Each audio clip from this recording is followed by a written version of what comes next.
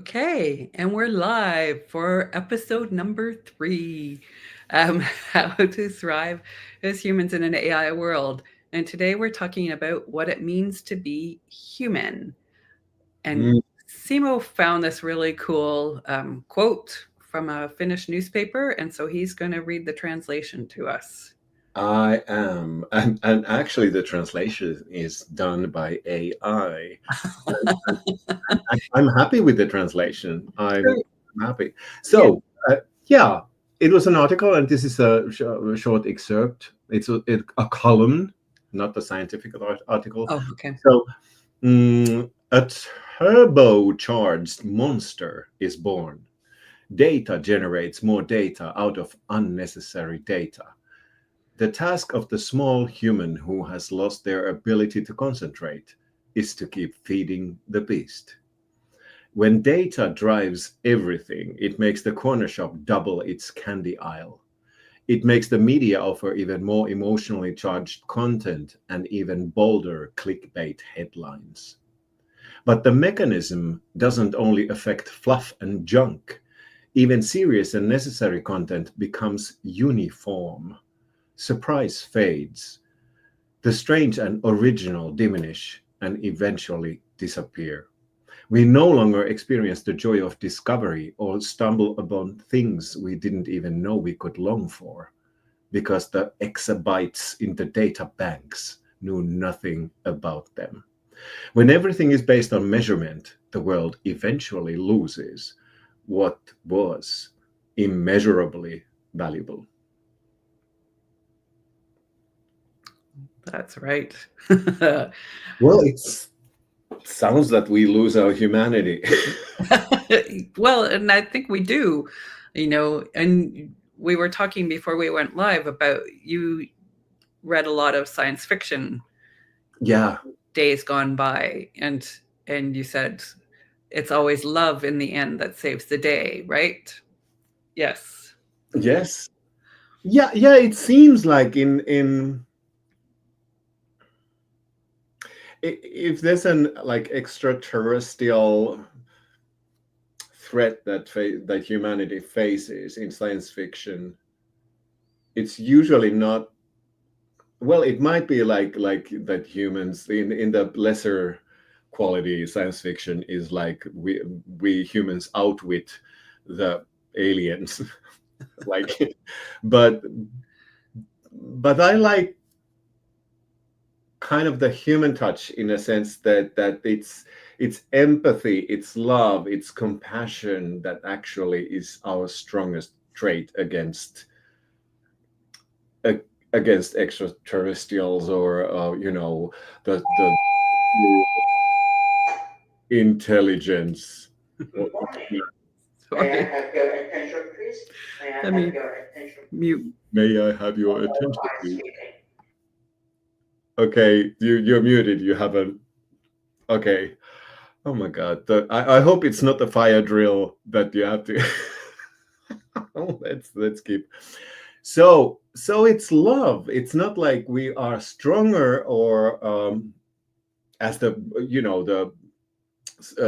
the superior intelligences that attack us, but it's not that we are more intelligent or witty or strong, but we are capable of loving. That's kind of the mysterious salvation in the end. That love is the answer, and I kind of believe that. If we call love like the connection, it's not an emotion actually. Psychologists say that it's more like a resonance. Okay. And Barbara Fredrickson wrote a book a couple of years ago called Love 2.0. It's a great book. Oh, I have to look that up. Yeah. And she talks about positive resonance Okay. instead of love. Oh, Like, kind of like, I would say, using my own words, that we are kind of building, if we are resonating, we are having a loving relationship, not romantically maybe, but kind of having a good vibe, then we kind of create a wormhole Okay. between us. It's kind of a resonance that connects us, and that has been researched. Oh. Actually, that our brain waves harmonize, Oh, okay. feel that connection, and the rhythm that our pupils dilate actually harmonizes too, and our heartbeats and whatever can be measured in us, Yeah. they are kind of like synchronizing. Oh, So it's interesting. kind of, yeah.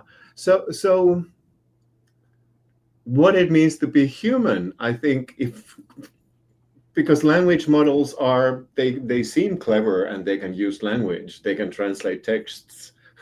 We are not competing with them anymore. But love, Yeah. the resonance. The resonance. I like that. I like that. And sorry, just looking at the comments. Sherm says that noise makes it a real video, not AI generated. Yes, absolutely. So that was a Yeah, I surprise. should maybe apologize. It may happen again. I have come into Toronto for the week to do some meetings. So I'm in a different location. I'm staying with a friend. And today is the day they're testing the fire system, alarm system in the building. And so, yeah, I'll try and be fast. Yeah, try and be faster on the mute button. Um, but that's what the noise was. And there were, when I put on mute, there was a whole big announcement about this is a test and don't be alarmed. And I'm all like, I'm, yeah. So, yeah, I do apologize for it, but yeah, we're live. And so We that's what are, happens. and we are imperfect human beings. We are, and we just keep going. Yeah, we don't get, well, we might get a bit kerfuffled, a bit thrown off by the sound. I eventually found the mute button, so that it doesn't go on the recording for too long. Um, but yeah, and this is part of being human, right? Just roll with what comes up. Adapt to what comes up, and go, oh well, stuff happens. I would use another word, but maybe not. I, Stuff happens, and it's a uncertainty. I think that flexibility, that ability to adapt. Like, I think about computers and technology would go, how long would it take them to figure out that was what was going on, and would they be able to adapt? Maybe if they were programmed to say, oh, if there's a test of the emergency system, do this. But yeah, I don't know how that might work. mm, So and I should have, I forgot at the start, as we have in our other LinkedIn Live sessions, please feel free to comment and ask questions and share your thoughts. yeah, I would love to hear your um, thoughts about what it means to be a human. Yeah, Like, we were talking about love, and actually earlier on we were talking about intuition and empathy and stuff yeah, like that. yeah, yeah. Before we got started, we were talking about, and I think that I've done some sessions recently and said to the people, the participants, what does it mean to be human?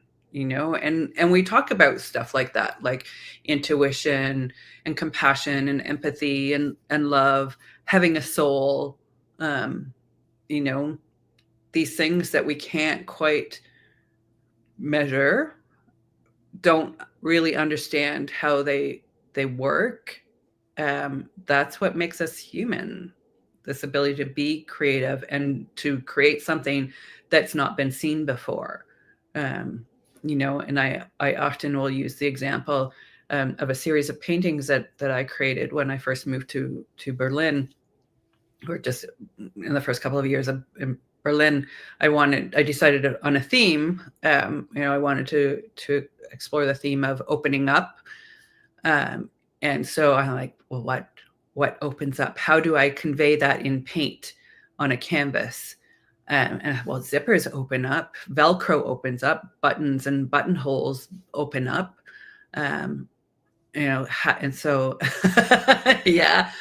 How could I convey that on a painting? And I ended up making a series of paintings and sewing zippers in and cutting the canvas and sewing zippers in and things. And then the first time I exhibited one of the paintings, the curator of the exhibition was like, "Where did you see that?" And I'm like, "I didn't see it anywhere. I made it up." I asked myself a question, and that was the answer I came up with. It was sewing zippers in. And so this is the thing. If you asked AI to create a painting, to express opening up, I'm not sure that it would ever come up with sewing zippers into a canvas, cutting the canvas and sewing a zipper in and painting. And I don't know. I kind of feel like it wouldn't, because it's not been seen before. So, and it's So only able to generate things that it's seen before. yeah, the text I read, it called like the surprise fades Yeah. or disappears. Yeah. Imperfection, because sometimes also sometimes doing the, because if AI hallucinates, well, humans can also hallucinate too, but maybe it's different. But it doesn't kind of admit it's lying. I Yeah. don't know, probably it doesn't recognize it's lying. Yeah. But we can make mistakes as human beings. We can go terribly wrong. And also we can actually have great ideas by doing something wrong. Like out of the mistakes we can, learn Oh, absolutely. and find something valuable. Absolutely. We learn a lot more from our mistakes than we do from the things that have gone Yeah. right. So there's a lot more value in failing and things not going as planned. I know. And and again, I'll use an example from my painting practice. When I was moving to Berlin, I had stuff piled up, piles to go to the garbage, piles to take to sell someplace, and or donate, and things. And in the middle of the night, something on one of the piles fell over and hit a painting canvas that I had finished, or thought I had finished. And I'm like, oh, first it scared the heck out of me in the middle of the night, and then but I got back to sleep. Of course, did not get up and investigate at 3 a.m., but I investigated when I got up in the morning and found what had happened. This thing had fallen over and ripped the canvas. And I looked at the canvas. I'm like, okay, so how do I fix this? I can throw it out. I can try and figure out how to repair it. And I Googled about repairing paintings, and that's a very complex process. And I'm not doing that. This is not worth hours and hours of time trying to repair this painting. And so I'm like, okay, so then how do I incorporate the rip into the painting? And I got some embroidery thread and sewed it up, and it looked like Frankenstein, Frankenstein's monster, um, the stitching on it. But it became a story. It became actually part of a whole series. It developed the stitching idea, took on a life of its own and became a whole painting series uh, Oh. around Hmm. cutting out pieces and tearing it and sewing it back up. And um, the series was called, oh no, I've forgotten the name of the series.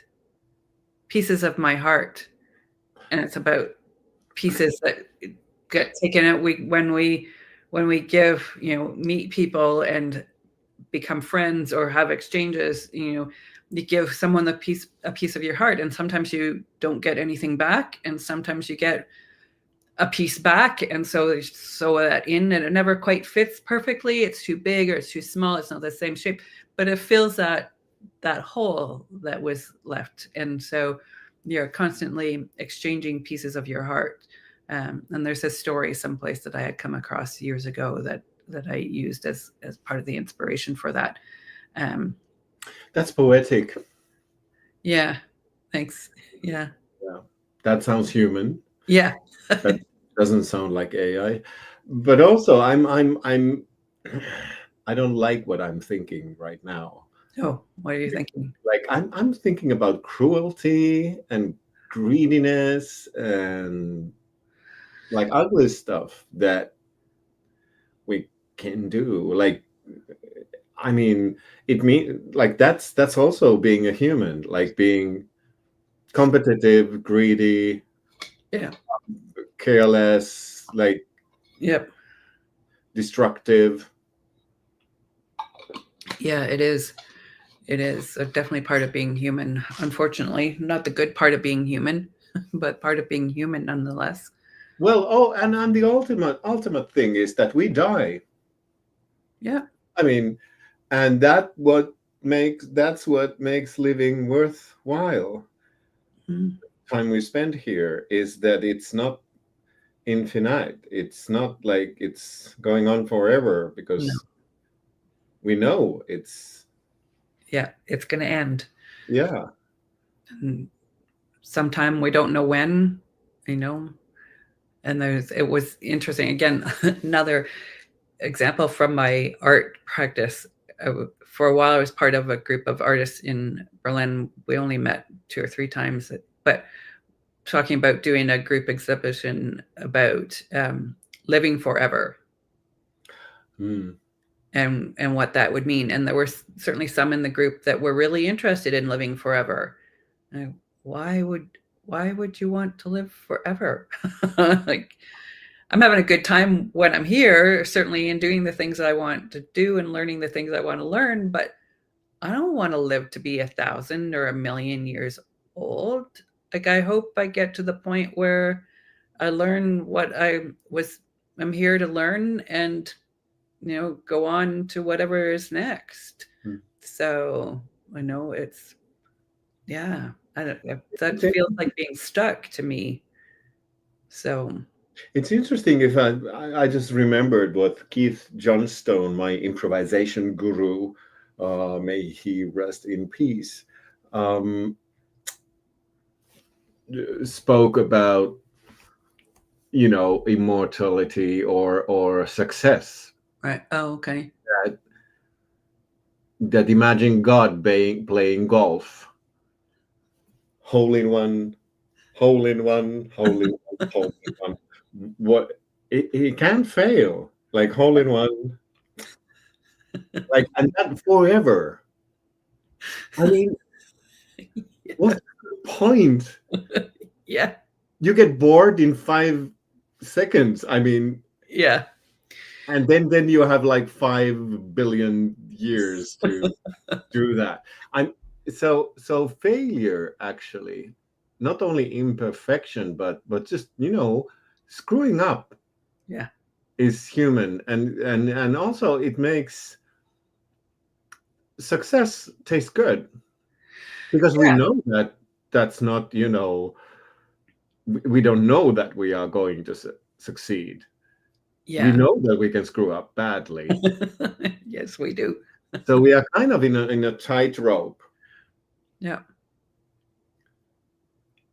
And so that's interesting because it's like, so if and when AI is coming and competing with us with language skills and thinking skills and decision making skills and project leadership and blah blah blah blah blah and lots of things, but these things like being able to create positive resonance between people, being able to love, to be compassionate, to walk on a tightrope, Yeah. like never knowing when we trip, when we fall badly, and in the end we die. I mean, I don't know what to make out of this right now, but this is the area probably that we need to distill something beautiful out of Hmm. when living in a world with AI. Yeah. and thinking, but and if we talk about, in the first episode we talked about relationships, like what's our relationship with AI. Hmm. Well, there is a danger that we are transferring our, we are not building the positive resonance between human beings, but we are imagining that we love the AI or the AI loves us back, Yeah. which is not happening. No, no, it can't. It can't. It's not conscious. But Sentient. it can be very convincing. It can. It's a great mimic. If you give it enough data, it's a great mimic. And that's a really serious question. It is. It is, and it's a serious problem, because We there's waste our love on machines. yeah, on inanimate objects. Yeah. Yeah. Yeah. Absolutely. Absolutely. Actually, that reminds me of the theater guru, because I was originally trained as an actor in Finland, Yeah. and we had this crazy guru, Jouko Turkka, teaching us back then, decades ago, Yeah. and may he rest in peace too. Um, in his last years, he refused to talk to human beings anymore. He only spoke with stones. Oh, okay. So if we, I mean, that sounds, yeah, that shit crazy.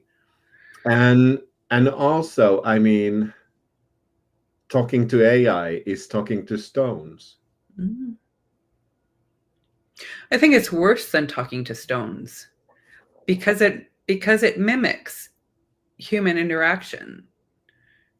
I mean, I'm sure that he thought that the stones were answering him, and perhaps they were. I mean, who am I to say? But um because I think that there's more going on in this world than we understand and will ever understand.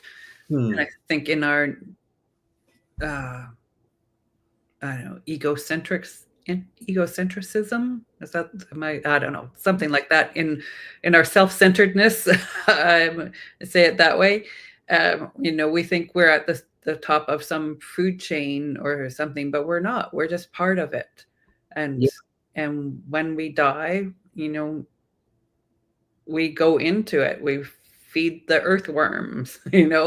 um, I said to my executor of my will, like, plant me. It make there's things you can I can be planted and become a tree. Like, that's I don't want to be buried in a cemetery someplace with a bunch of other bodies and embalmed, and I don't know.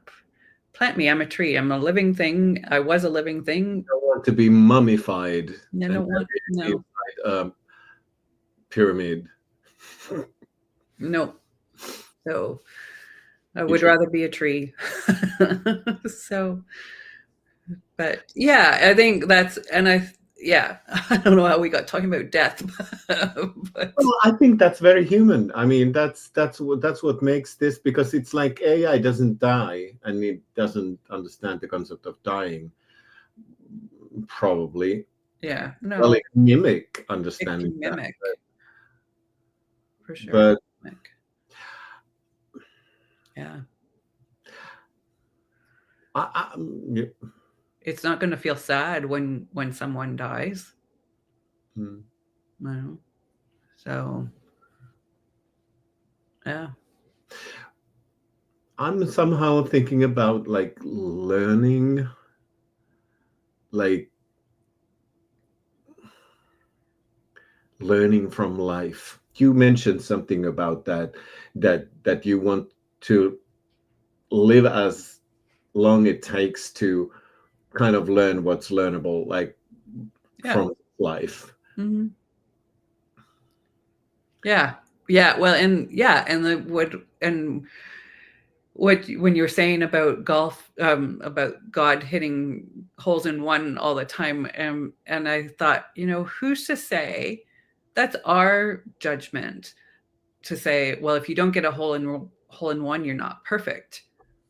Maybe par is perfect, you know, because perfection is taking your time and enjoying the walk and enjoying the search for the ball when it goes into the forest on the side of the fairway, you know.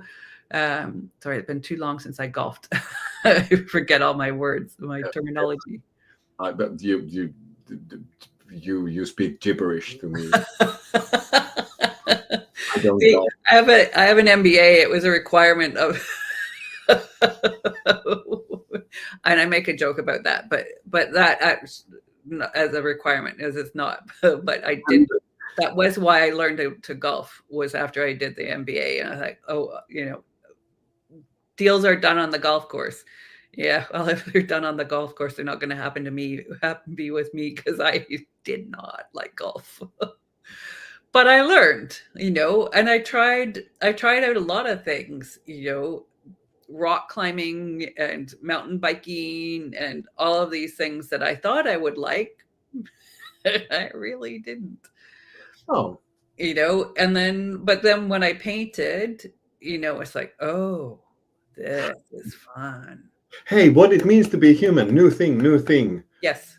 To enjoy your body, your function, your functional body, to try out new things with in an embodied way. You are actually learning how to snowboard or learning how to golf, and it takes time. Well, Yeah. the young people might learn it quickly, but old people don't. So, for example, snowboarding, it took me years. I was 40 when I started. Um, But anyways, it's so, because AI doesn't have a body, it doesn't have kind of the embodied self awareness that we have, like when we learn new skills. yeah. Yeah. Yeah. Well, and we both do embodied learning things in Yeah. our practices and in, you know, our consulting practices or Yes, we do. Both of us. Yes. you know, and this is something I've often said to people who look at me and go, art? Why? This doesn't make sense. I read your paper. It's not logical to me. I'm like, yeah, that's because you're trying to think it. Have the experience. Let me do a little workshop and Yeah. you'll see what I'm talking about.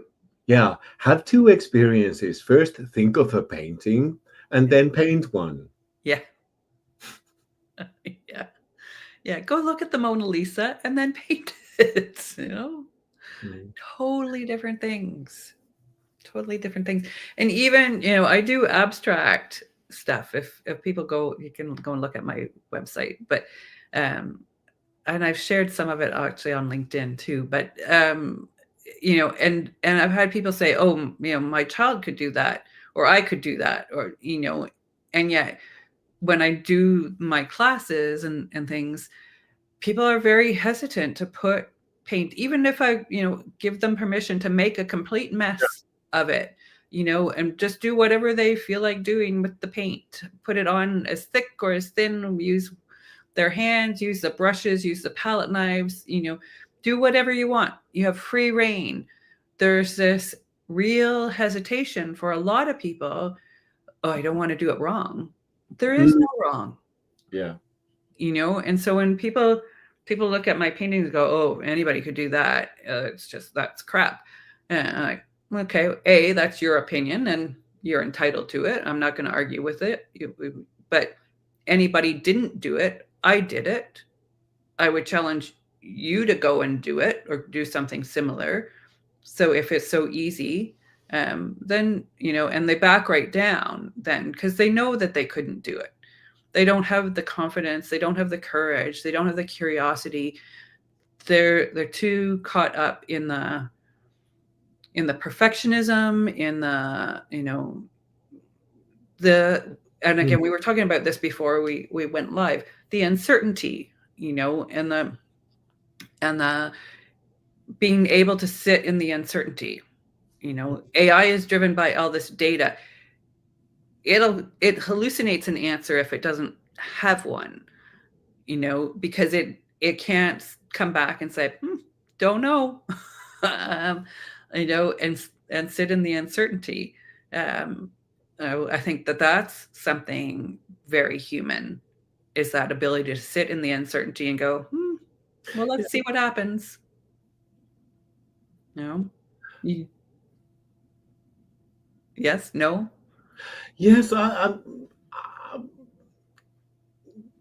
yeah, and I found myself, but I don't know what's happening with in my head. Like it's like I keep like sidetracking all the time because now I was thinking of about you was sending in a message to that we have this group with a third person with Catherine. You were sending a message of a slide show of your transformational Oh. journey.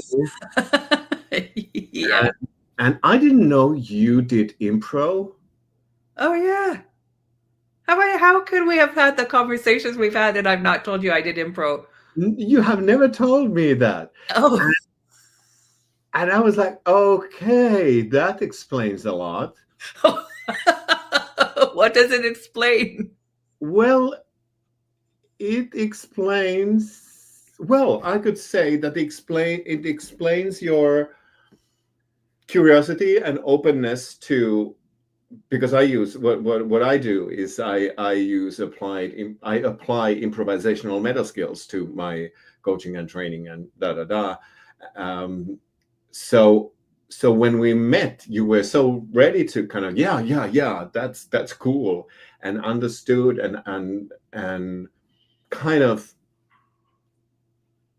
took a hold of it like right away. But we didn't talk about your history. No. But I was just thinking, when AI is learning, does it improvise? When we talk, no, it's mimicking. It's mimicking. It can't. It It's can't. because improvising is interesting. When you do it, like the theater improvisation or like scene work, have you probably have experienced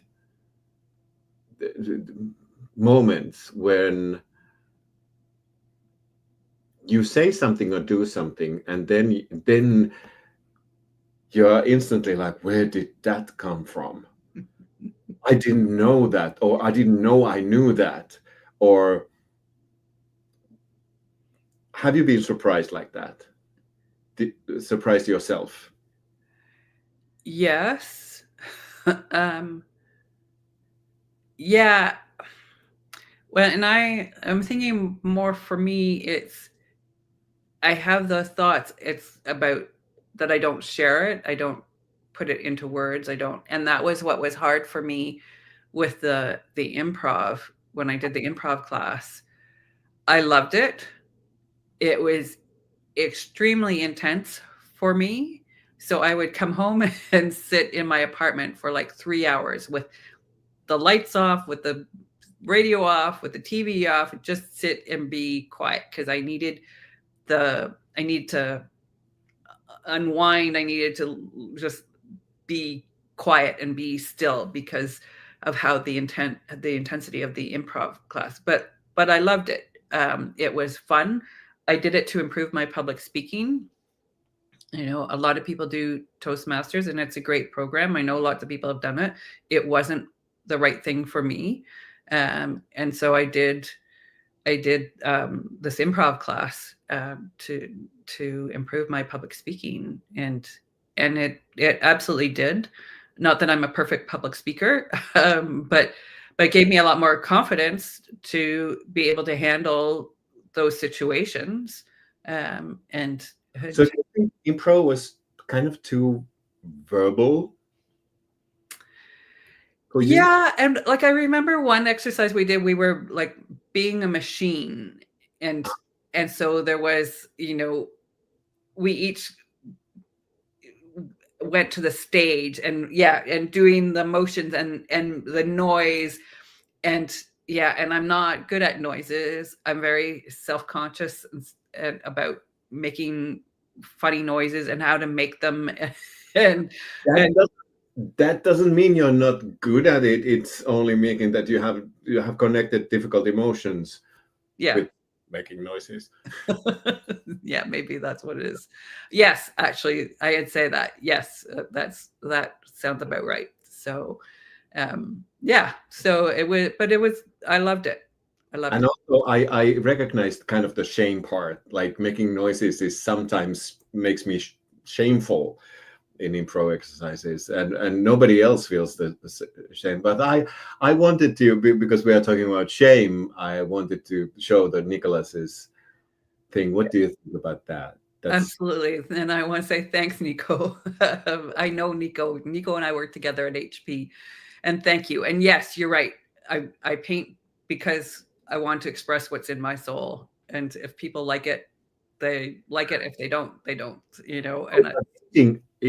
By painting, you can prove that you have a soul. yes, Hmm. yes, yeah, Can a soul be ugly? no, So the soul is our higher self. I think so. I think so. I think a lot of the ugliness, and we talked about this a bit about this, a minute ago, or a few minutes ago. I think the ugliness is things that we learn to try and cope and to try and get the things that we want. Love, Hmm. the that book that I shared that you were mentioning you saw that I did improv was a little digital scrapbook project that I did after I did a retreat, a week-long retreat called the Hoffman process or Hoffman quadrinity process. And it's all about undoing the negative love pattern to come back to love that we learn as children. Hmm. And it was transformational for me and for lots of other people. Um, and so, but love is what makes us human, and those negative patterns that we learn and behaviors that we learn are in an attempt to get love. Yeah, I, Misguided certainly, but that makes sense. nonetheless. Actually, I've been studying transactional analysis for a couple of years, and it totally makes sense in that framework too. Yeah, That kind of like what we are, the bad things or the ugly things are our ways of coping with rejection. yeah, And yeah, so we all want to be seen, heard, accepted, loved. yeah, And if we don't get that as kids, our mind is protecting us and building scripts yeah, to survive that rejection. yeah, yeah. And well, that's something that AI doesn't do, have traumas probably No, of no, rejection. yeah, no, probably not. So it just looks for some more data, you know. So, but maybe this is a good place to wrap up. We're almost at the end anyway, and so maybe this is what it means to be human: is to be loved, to want love, to give love. Maybe that's what it means. This love. To search for love, to be afraid that you don't get it, to suffer Yeah. from the absence. Yep. Yep. So we are concluding that it means to be a human in an AI world. What means to be a human in an AI world? To the Yep. answer is love, Yep. And self love is included in that too. of You know. course. Yeah. Yeah. I think if we loved ourselves a little bit more, we could love. It would be easier to love other people, and we wouldn't need AI to mimic those kinds of conversations. And in a systemic point of view, if you think of systemic uh, attitude, it's like also vice versa. It's like if we would give more love to show more love to each others, we wouldn't need to wouldn't need to search it from the AI. Yeah. Yeah. And also, well, I found that with impro, when I learned to accept other people's ideas that surprised me or kind of like derailed me. At first, I felt that, oh my God, what what next? Yeah. But when I learned to accept that, it made it easier for me to accept my own ideas too. So Yeah. Yeah.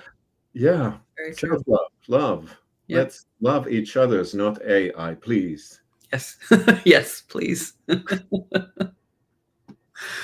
So yeah, let's wrap this up. Thank you, everyone, for your comments, and I feel like LinkedIn isn't doing a good job at feeding us the comments into StreamYard, so we'll come back and comment there. But thank you for participating and being here, and we'll be here next week, same time, same place, and hope to see you. And yeah, thank you very much. And I'm already excited what comes next Oh yeah, after what are we talking about next week? love. What can we do? We'll talk some more about love. Okay. See you That's next week. what it means to be human. Yeah. Thank you. Have a great week, everybody. Bye.